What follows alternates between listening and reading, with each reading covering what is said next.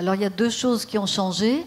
La première, c'est l'importance des cadeaux faits aux plus riches par Emmanuel Macron par rapport à ce qu'a fait Nicolas Sarkozy avec son bouclier fiscal qui ne représentait finalement qu'1 milliard d'euros en moins par an dans les recettes fiscales de l'État, tandis qu'avec Emmanuel Macron, on est passé à autour de 50 milliards d'euros avec un ensemble de mesures qui ont été décidées, je ne peux pas dire votées, qui ont été décidées en tirs groupés pour qu'on n'y comprenne rien.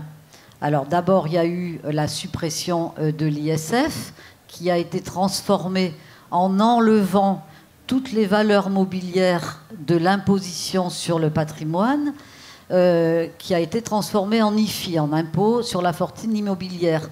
Mais ce qu'il faut savoir, c'est que c'est un cadeau aux ultra-riches, puisque plus vous montez dans la richesse, plus la proportion de l'argent financier, des produits financiers, des valeurs mobilières est importante.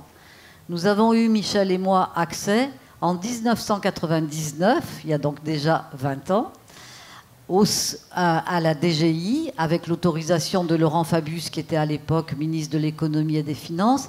Nous avons pu avoir accès, par l'intermédiaire de la DGI, aux fichiers des 100 plus riches de l'ISF de cette époque.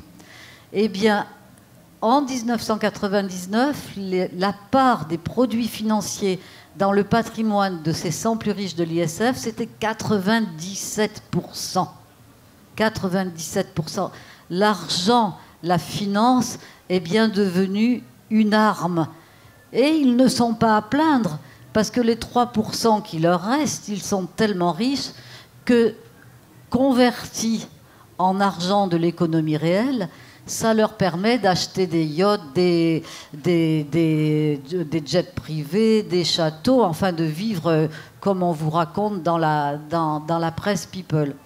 Donc le coût pour nous, contribuables, de cette suppression de l'ISF représente plus de 4 milliards d'euros par an en moins dans les recettes fiscales de l'État. Mais ce n'était qu'une des petites mesures, parce qu'avec Emmanuel Macron, on est passé véritablement dans une guerre de classe, dans un système oligarchique, dans un pillage de l'État, dans une prédation de ces criminels en col blanc qui pillent l'État.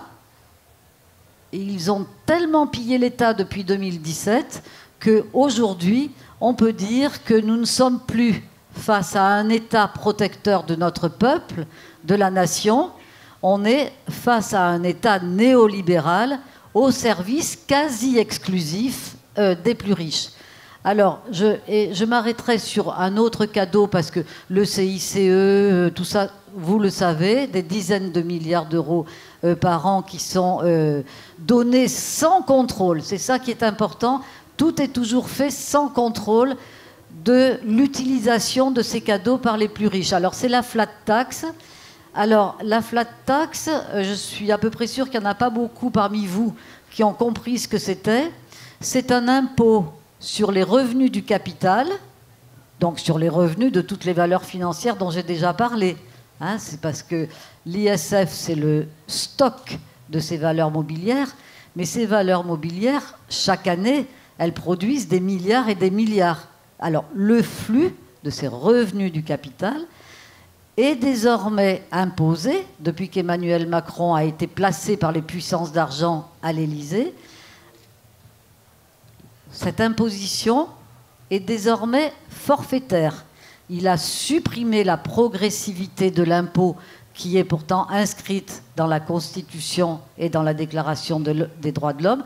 Tu payeras tes impôts à la hauteur de ta fortune, et ce, à 12,8%, c'est-à-dire à un pourcentage inférieur à la première tranche d'imposition, c'est-à-dire quand on paye des salaires, nous c'est à 14%. Est-ce que vous vous rendez compte du grand bond en arrière que nous avons fait? Bernard Arnault, première fortune de France, quand son fric n'est pas placé au Luxembourg, aux îles Caïmans ou dans je ne sais quel paradis fiscal, s'il doit payer des impôts en France, il va payer moins que vous, vos salaires, lorsque vous êtes imposable. Voilà la nouvelle politique en avant d'Emmanuel Macron, qui est évidemment un immense bond en arrière par rapport aux valeurs que nous portons ici tous ensemble à la fête de l'UMA.